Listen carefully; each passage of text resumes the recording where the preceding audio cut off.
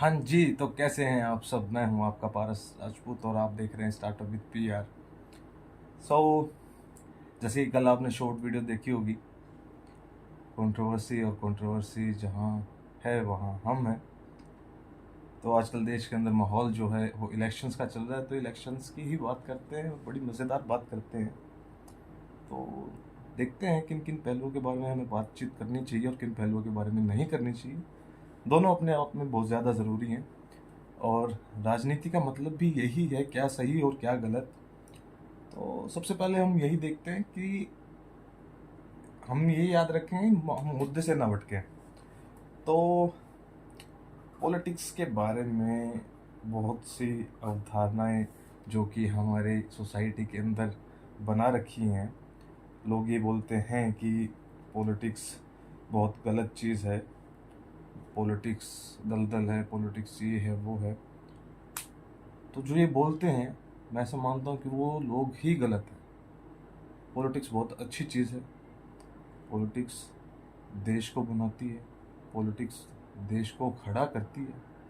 हाँ, जब पॉलिटिक्स के अंदर कुछ गलत लोग आ जाए तो वो पॉलिटिक्स फिर व्यापार बन जाती है या फिर वो जंग बन जाती है, वो लड़ाई बन जाती है।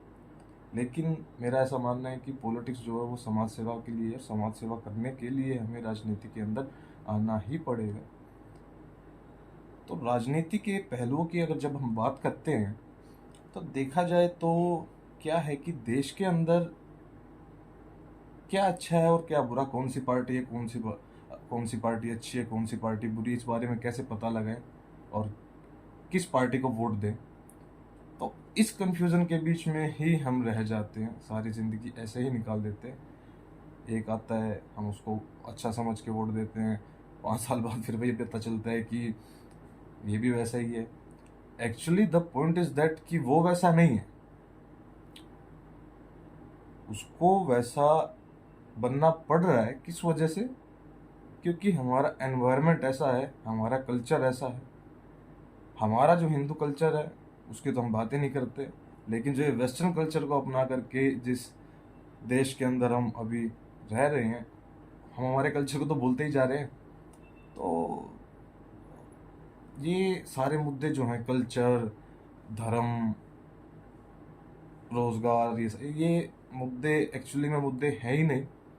ये सिर्फ जनता को बेवकूफ़ बनाया जा रहा है, या फिर इसको इस तरीके से देख लीजिए, जनता खुद बेवकूफ़ है जो कि पॉलिटिशियंस के पास जाती है और उनको कहती है कि आपसे उम्मीद है, और वही उम्मीद जब हम खुद से कर लेते हैं तो क्या गलत है भाई, है ना? तो कुछ ना कुछ तो लोग कहेंगे यार, तो वही हम भी कर लेते हैं, कुछ ना कुछ हम भी बातचीत कर ही लेते हैं। तो एक्चुअली में होता क्या है, जो हमें दिखाई देता है वो वैसा कुछ होता नहीं है, और जो होता है असल में वो इंसानियत के नाते देखा जाए तो वो सही नहीं होता। लेकिन मानवता को बचाना है तो कुछ ऐसे कड़े कदम भी उठाने पड़ते हैं जहाँ पर पॉलिटिशियंस भी मजबूर हो जाते हैं कि उनको ये करना पड़ रहा है, लेकिन वो भी खुद से नहीं करते, उनकी भी मजबूरियां हैं, प्रोटोकॉल्स हैं। तो हम दोनों तरफ की बातचीत करते हैं, दोनों तरफ की बातचीत करेंगे। लेकिन सीखने की बात यह है, समझने की बात यह है कि हम वोट दे रहे हैं तो क्यों दे रहे हैं, ये हमें समझना बहुत इम्पोर्टेंट है। और इसको ही हम आगे बढ़ाते हैं, इसी के बारे में हम बातचीत करते हैं। बाकी सारे मुद्दे तो सब बहाने हैं, बहानेबाजी और कुछ भी नहीं है। देश के अंदर देश बहुत अच्छी ग्रोथ कर रहा है। जब गुलाम थे, आज़ादी मिली, तो अभी तक तो ये समझ आ ही नहीं रहा कि आज़ादी है भी या नहीं भी है। दोनों चीज़ें हैं अपने आप में, और दोनों चीज़ें सही भी हैं। तो एक्चुअली ऐसा है कि कुछ गलत है ही नहीं, और जो गलत है वो होता ही नहीं। तो अब बात ये आती है कि वोट किसको दें। अब देश के अंदर दो विचारधाराएं हैं। एक वो है कि जो देश के लिए काम करना चाहती है, या फिर देश के लिए तो चलो राजनीति के अंदर जो भी आता है समाज सेवा के उद्देश्य से ही आता है, लेकिन सिस्टम की वजह से उसको भी सिस्टम के अंदर रह के काम करना पड़ता है। तो उसको हम गलत तरीके से नहीं देखते, उसको हम अच्छे तरीके से ही देखेंगे। अगर कोई चीज़, कोई डिसीजन 5 लोगों के लिए बुरा हो रहा है, तो आप उसका प्लस फैक्टर भी देखिए कि क्या पता वो 500 लोगों के लिए अच्छा भी साबित हो। तो इस प्रोसेस से हम डिसीजन लेने की कैपेसिटी को बढ़ा सकते हैं। हम देख सकते हैं कि वोट किसको दे और किसको ना दे। अब जब इंडिया की ज्योग्राफी की बात करें तो हर जगह तो एक जैसे इंसान नहीं हो सकता ना। तो उस एक जैसे इंसान को बरकरार रखने के लिए एक चेहरा होता है, हर एक पार्टी का एक चेहरा होता है, उसको उतारते हैं मैदान में और वो अपने सोच को आगे बढ़ाता है। तो सोच के ऊपर काम करना ज़्यादा ज़रूरी है, जो कि हम कभी भी नहीं कर पाते। और एक्चुअली में देखा जाए तो लाइफ के अंदर होता क्या है, जो हमारे पास नहीं होता उसकी ओर ज़्यादा ध्यान होता है, बजाय उसके कि जो हमारे पास है उसके ऊपर हमारा बिल्कुल भी ध्यान नहीं होता। तो चलो, ये थोड़ा सा कॉम्प्लिकेटेड हो गया। बात करते हैं वोट किसे दें और किसे ना दें। तो सबसे पहले इस चीज़ का ध्यान रखिए, मेरा ऐसा मानना है कि आप अपने कॉन्स्टिट्यूंसी के अंदर, लोकसभा के इलेक्शन चल रहे हैं तो लोकसभा की बात करते हैं, एमपी की बात करते हैं। तो मेरी लोकसभा जो है वो हिसार लोकसभा से मैं आता हूँ, हरियाणा का रहने वाला हूँ। हिसार लोकसभा के अंदर आता हूँ और नारनौंद मेरा टाउन है, विधानसभा क्षेत्र नारनौंद है। तो यहाँ पर जब मैं देखता हूँ कि कौन अच्छा है कौन बुरा, on serious notes, on personal perspective, मेरा वोट हाल फिलहाल किसी को नहीं जाएगा। मेरा वोट जाएगा नोटा के अंदर, क्योंकि यहाँ पर जैसे कि न्यूज़ चैनल्स के अंदर भी आप देखते होंगे कि हिसार की जो लोकसभा सीट है आपकी बार थोड़ी सी क्रूशियल सीट है, हॉट सीट मानी जा रही है। वो हॉट सीट क्यों मानी जा रही है, उसके पीछे के पर्सपेक्टिव्स को समझते हैं। एक तरफ चौटाला परिवार है, दूसरी तरफ देश में केंद्रीय मंत्री रहे जेपी जी हैं, तो बड़े सम्मान के काबिल हैं दोनों ही।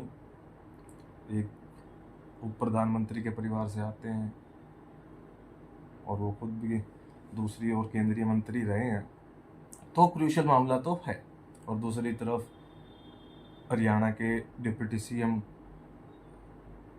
की माता जी हैं, वो इलेक्शन में अपना दाव लड़ा रही हैं। तो हॉट सीट तो है, इतने बड़े बड़े खिलाड़ी यहाँ पर हैं, तो हॉट सीट तो बिल्कुल है। तो अब इनके बारे में बातचीत करते हैं, ऑन पर्सपेक्टिव नोट्स देखते हैं। तो अब क्या पता ये भी हो सकता है भाई कुछ ऐसा स्ट्रेटजी वाइज या फिर यहाँ से कुछ भी निकल सकता है। So don't take it seriously.